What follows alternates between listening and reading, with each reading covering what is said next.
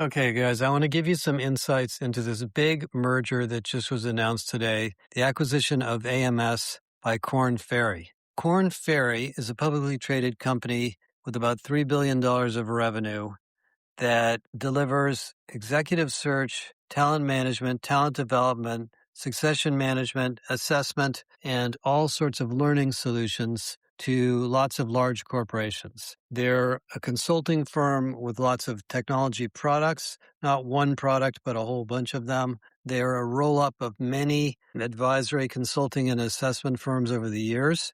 They have a partner-centric model where they sell to large corporations through senior partners who oftentimes do executive search for companies. So they have lots of senior executive relationships. And the company went public and has been growing at a reasonable rate, not super fast, and is looking for opportunities to grow. AMS is sort of a mirror image, only focused on talent acquisition, with the added capability that AMS is a very sophisticated process outsourcing or RPO firm. AMS also has very large strategic relationships with large companies, and they focus on the complexity of all different types of talent acquisition, high volume, high skilled roles, high turnover companies, large global companies. They work with a lot of large banks and financial services companies. They also help airlines and other industries. And they built a global set of service centers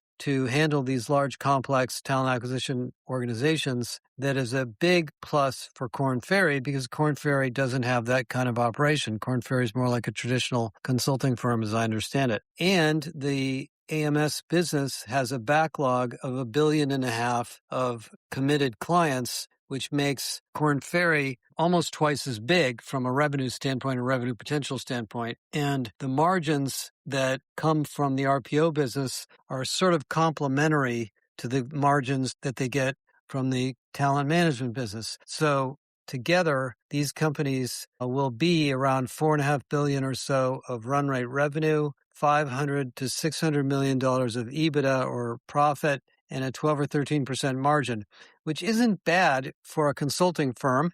And it's not bad for any company, to be honest. And because the AMS business is so different and integrated and really somewhat related to what Korn Ferry does, there's a lot of potential for growth as the two companies start to work together. I've met many, many people at Korn Ferry over the years, all different types and backgrounds. Companies very heterogeneous in their offerings, but the one thing they have is a very focus on client engagement, client services, client consulting, and senior executive relationships. So now when Korn Ferry or AMS goes to, and AMS, by the way, mostly sold to heads of recruiting, so they didn't have the senior level relationships. So going forward, when a Korn Ferry partner who might be working with the CEO to maybe do an executive search of a certain role and also is helping the CEO with a succession process or a talent development process or an organizational transformation, can say to the CEO, by the way, we can also take care of this recruiting function you have and make it either more efficient or more aligned or redeploy in a different new direction to go new ways, despite the fact that AI is threatening to automate all of this. Now, you might think to yourself that these talent consulting businesses like Korn Ferry are threatened by AI. And, theoretically they are, but in reality, as agentic HR solutions enter the market, and we're all over this with our HR 2030 program, what we're actually finding is there's a lot of services required, not only services to design and select and implement the AI, which these guys could get into. I don't know if that's really their forte at the moment, but really to decide how to operate the company in this new agentic world. And what I know AMS did, and I assume this is going to happen at Korn Ferry, is they became very savvy about where AI does and doesn't add value. And they selected certain vendors to do a lot of work with that they felt had a lot of potential in the market. So Korn Ferry can take advantage of that expertise in AMS to get even smarter about their emerging opportunities in different parts of human capital relative to AI. If you listen to the conference call and you sort of look at the numbers,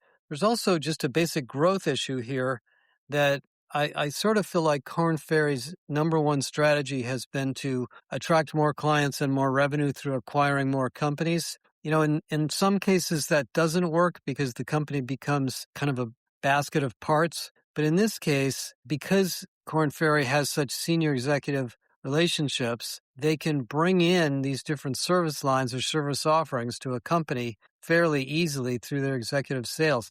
In some ways, this is the way the world worked at Deloitte. If the senior partner had strong relationships with the CEO, CFO, CIO, CHRO, then what we could do at Deloitte is Deloitte could bring in services and expertise in different areas very easily, as opposed to selling to a operations or director or lower level VP in one domain and trying to expand across. It's a much preferable way to go to market. The other reason I think this is a good deal for Korn Ferry is the AMS management team is a very strong management team. Now, it may be that some of them leave because this is a big payoff and the private equity firm and founders may decide this is a good opportunity to exit, but they've really run this business extremely well. RPO is very dynamic, very technology dependent, very episodic based on the economy, and very industry specific. And what I've learned about AMS and our relationship with AMS over the years is they're comfortable with all of those changes and they've been through this for a long time. So the industries that they focus in and the technologies that they work in are not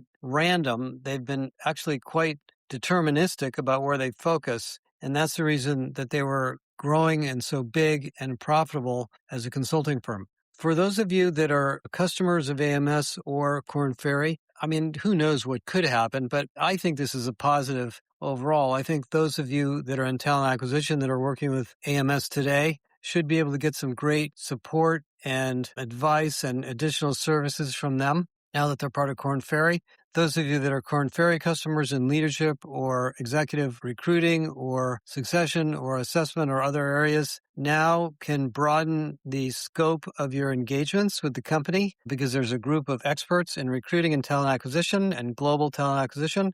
And as the two groups spend more time together over the next, several quarters, maybe into next year, I think there's some really amazing things they could also offer in the future: internal talent mobility, internal talent development strategies, M&A strategies, redeployment strategies that'll be even more powerful as a value-add solution. I have noticed, by the way, that the human capital consulting businesses at Accenture, Deloitte, and PwC have not kept up with some of the trends in AI. They're trying, but I don't think they've kept up as well as I would have thought. And I think that's just because there are specialists like Korn Ferry and us and others that have been deepening in this space. And so the idea that a human capital consulting business could be a sideline of a larger IT consulting firm may be less and less true, because a lot of the human capital consulting in those companies was mostly change management and implementation of